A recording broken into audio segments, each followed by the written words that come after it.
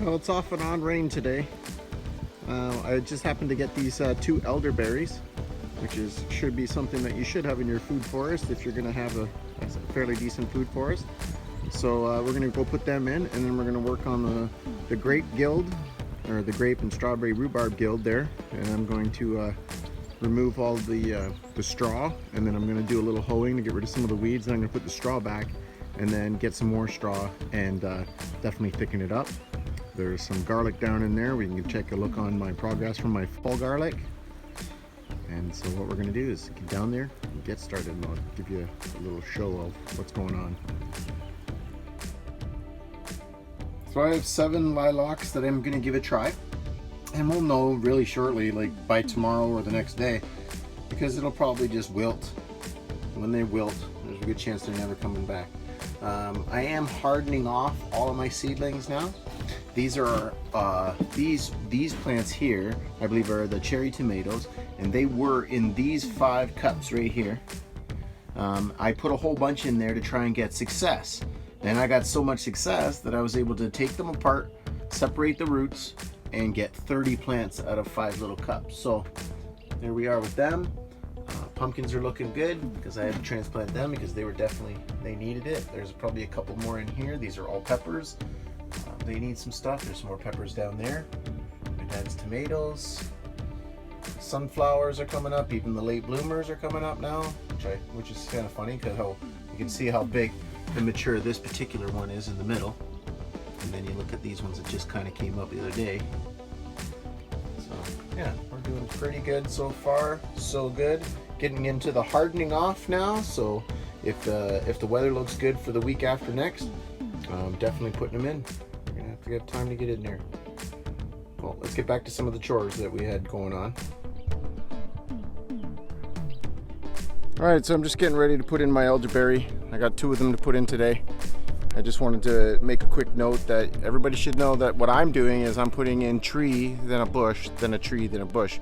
I'm also mixing up the trees in variety, so I'll have a peach, then an apple, then a plum, and a cherry, or something to that effect. It's just to keep those bugs guessing and the predators to take care of the next tree, so they're not jumping from tree to tree. So everybody remembers that when you're gonna dig a hole, you dig it twice as big as the pot. Leave about an inch above the ground so you can mound it just a little bit. And I'll be getting in some straw sometime this week, and I'll be definitely putting in some new straw this week. So we'll get that one in, and then I'll find another spot for the second one. All right, so I got the first one in, of course, and I decided to put it up here, the second one. There is a mound started here. I started a long time ago, and there's a spot for it. Once again, tree bush, right? Now this is the apple right here. This is the mutsu that the voles, or a vole, something, chewed away at its root ball and around the bark around the bottom and kicked it out of the dirt. And I put it back in, and I thought it was going to survive, but there's no buds. I'll leave it here for a little while longer to see if anything happens, like suckers or something, but I'm pretty sure it's dead.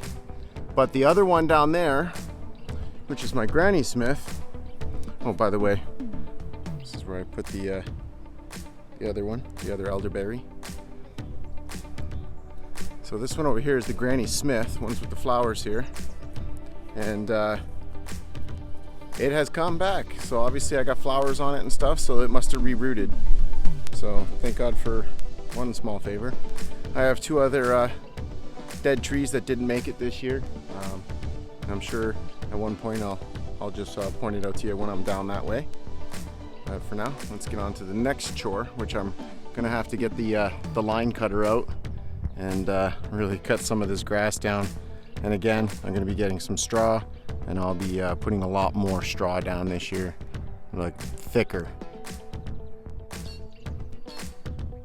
Okay, so I spent about an hour or so line trimming my grape guild here. I kind of had to. You can see a lot of the straw is either roaring away or just basically worked itself in. So it was overly weeded here, but I did try to separate some stuff. So I got my garlic, which is doing well. This is my fall garlic, And I believe all my grapes are coming back slowly, but they're coming back except for this one here, and I forget which one it is. I think this is one of my seedless. It might come back, we don't know. But yeah, and then I have my strawberries, which I started last year, and they're coming back. But again, I still got to get in here and do a little bit of hand weeding and maybe start separating these a little better so I can weed control it. But straw is going through the roof. Wood chips aren't much cheaper, and we'll just have to see what's going to happen. So I also weeded out my rhubarb here. We got our rhubarb going, and our lupins, nitrogen fixers, folks. And the other thing I was doing after I did that was I started placing all of these nursery logs. Obviously I have to get more and I'm not finished, but the middle one here is done, which looks kind of neat. It separates it a little bit, make it easier to fill up some stuff in there. But yeah, that's what I've been doing, and I got many more chores to do this week. That's why I missed last week's video, because I'm out at the farm all week and I don't have very good cell reception or internet, so here I am just plugging away. So of course I'm giving my dad a hand, and my niece is around here somewhere, but we're mucking the stalls, and you can see they left about a 12 inches or 16, 18 inches worth of excrement and stuff, and hay, straw. So we'll just get back at it, clean her up. So wonderful things happen here at the farm too, is we got some little bunnies in here. Oh, a bunch of little bunnies. Yeah, you can go aw, because I'm gonna put it up there in the highlights. Aw, little things. But we try to keep the dogs out of here, just in case, you know. So now I'm gonna take you down to the greenhouse where I've gotten some hands to help.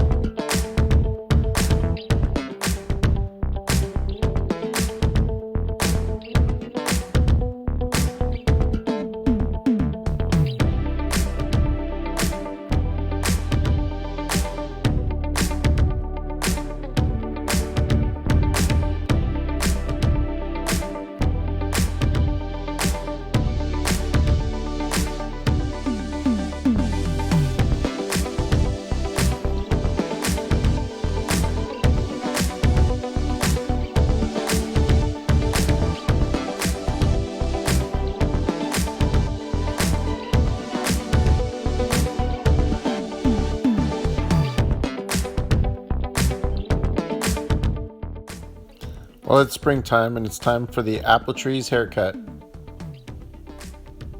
We're going to take off these water sprouts that are going upright, and that's just thin it out a little bit.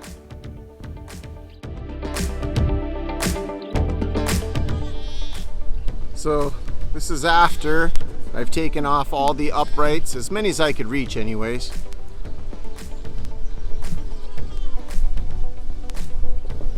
So take out all the water sprouts. Basically that's all I did for this year for now, and in the winter I'll do a more aggressive prune to a few of the larger branches to bring down the size a bit. But as you can see, I've opened this tree up quite. Getting tripped by goats here. So you can see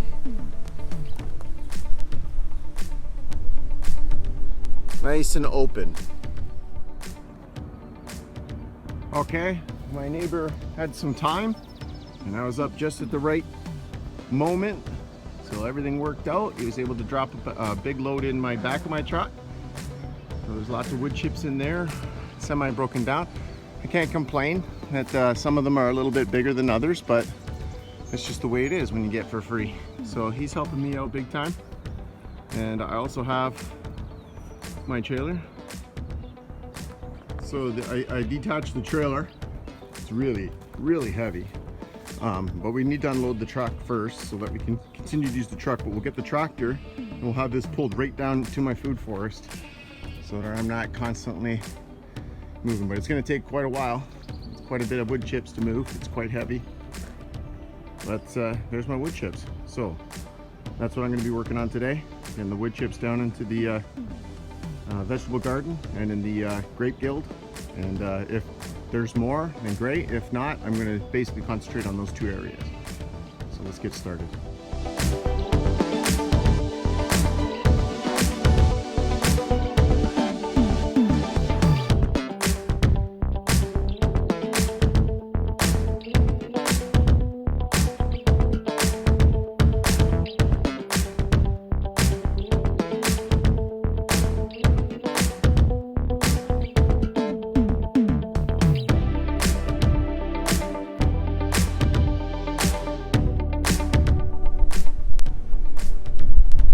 All spread out now.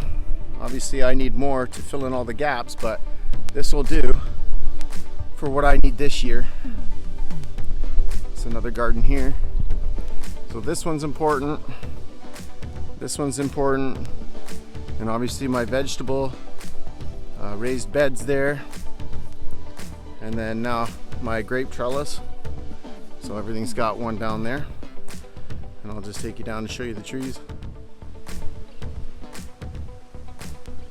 And here's are the other ones that I happened to have enough to mound. That's like 1 scoop each. So hopefully that lasts quite a while.